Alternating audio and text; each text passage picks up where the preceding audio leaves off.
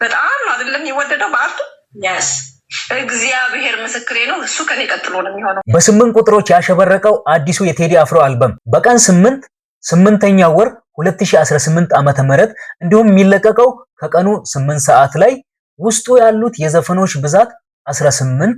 አንደኛው ልጅ ኮሜንት ላይ እንደነገረኝ ከሆነ ጠቅላይ ሚኒስትሩ ስልጣን ላይ ከወጡ በ8ኛው ዓመት መሆኑ የሆነ አይነት ትልቅ መልእክት ያለው ይመስላል። በኒውመሮሎጂ 8 ቁጥር የራሱ የሆኑ ብዙ ትርጉሞች ያሉት ሲሆን ከነዚህ መሃል አዲስ ጅማሮን፣ ዳግም መነሳትን፣ ፍትሃዊነትንና ሚዛናዊነትን ያመለክታል። 8 ቁጥርን ደግሞ ወደ ጎን ስንገለብጣት የኢንፊኒቲ ምልክት ታሳየናለች ማለት ነው። ይህም ማለቂያ የሌለውን ዑደት ወይንም ሳይክል ያሳየናል ማለት ነው። ለምሳሌ 8 ቁጥርን ወይንም ኢንፊኒቲን ስንጽፍ መነሻዋ አለች አይደለ? ከመነሻዋ እንዲነሳና ተመልሶ ወደ ተነሳበት መስመር ነው የሚመለሰው። እናም እያንዳንዱ ሰው የሰራው ስራ ተመልሶ ወደ ራሱ ይመጣል ወይንም ሰው የዘራውን ያንኑ ያጭዳል የሚለውን የካርማ ህግን ያመለክታል ይሄኛው።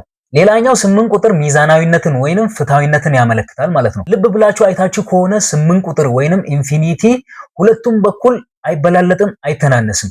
ይህም እኩልነትን ወይንም ፍትሃዊነትን ያመለክታል ማለት ነው። እናም አዲሱ የቴዲ አፍሮ አልበም የሆነ አይነት ትልቅ መልእክት ያለው አይመስላችሁም? እስኪ እናንተን ሐሳብ ስጡበት። ሌላኛው የቴዲ አፍሮን አልበም በጣም በጉጉት ሲጠብቁ የነበሩ ሰዎች እንዳሉ ሆኖ ገና አልበሙ ሳይለቀቅ በፊት የተቹትና ሊያጥላሉ የመከሩ ሰዎችም አልጠፉም። ከነዚህ መካከል የተወዳጇ ድምጻዊት እጅጋየሁ ሽባባው ወይንም የጂጂ እህት የሆነችው ፕሮቴስታንት ቤተ እምነት ዘማሪ ሶፊያ ሽባባው ይሄንን ብላለች። ወጥቼ መስፈን ብጀምር ማለት ነው ያስ እግዚአብሔር ምስክሬ ነው ቶፕ የሚባል ዘፋኝ እኔ ነኝ የምሆነው።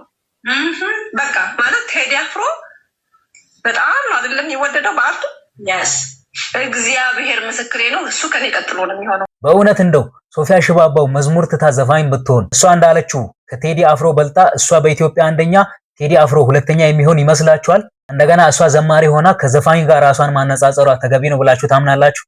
ሌላኛው ደግሞ ረዳት ፕሮፌሰር ነብዩ ባየ ፌስቡክ ላይ ያጋሩት አነጋጋሪ ጽሑፍ ነው። የሼፊልድ ዌንስዴይ ደጋፊ ሆነሽ ለትንሳኤ ሼፊልድ ዋንጫ ዘፈን አውጥተሽ የአርሰናል፣ የሊቨርፑል፣ የማንቸስተር፣ የሲቲ ብሎም ሁሉም የሊጉ ቡድኖች በደጋፊዎች እንዲሁም ጊዜያቸውን ሁሉ በጾምና በትጋት ያሳለፉ የትንሳኤው ምዕመናን በዘፈን ይደንሳሉ ብለሽ ከጠበቅሽ ዓለሙንም ኳሱንም በሰመመን ነው የምታየው ማለት ነው። ኳስ ጨዋታ በሚታይበት ቀን እየተኛሽ ማታ በስካር መንፈስ በምታዩ ሃይላይት እና የጨዋታ ዘገባ ተመስርተሽ ስለ ሊጉ ቁርር በሚል ድምጽ ለመተንተን እንዳትሞክሪ። ኳስ አዋቂዎች ይመክራሉ። የካታንጋም የትሪቡንም የሚስማር ተራም የከማናንሽም ተቀማጮች ምክር ይለግሳሉ። ሃላንድ ሃዋርድ መስሎሽ እንዳትሳሳቺ የሊጉ ተከታታዮች ያሳስባሉ። ወይ ኳሱን በደንብ ተመልከቺ ወይ ስለማታው ሀድራ ቀሽረሽ አንቆርቁሪ። ግን ደግሞ ሼፊልድ ዩናይትድ በዚህኛው ሊግ በሻምፒዮንሺፕ ውራ መሆኑን ራሱ አታውቂውናል። በስመ ዩናይትድ ማንቸስተር ዩናይትድ ያው ዩናይትድ ነው ብለሽ ማንቸስተር መስሎሽ ይሆናል።